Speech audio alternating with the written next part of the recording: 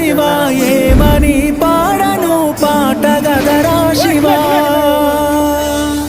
దేహాల మూటల్లి రక్తాల పూతల్లి కన్న తల్లి కడుపు కోతలే నీకు వినబడుతలేదా నీకు కనబడుతలేదా వినబడుతలేదా నీకు కనబడుతలేదా శివరాత్రి నీ పూజకై మేము ఉపవాసముంటాములే యములాడ రాజన్నకే 10,000 దండాలు పెడతాములే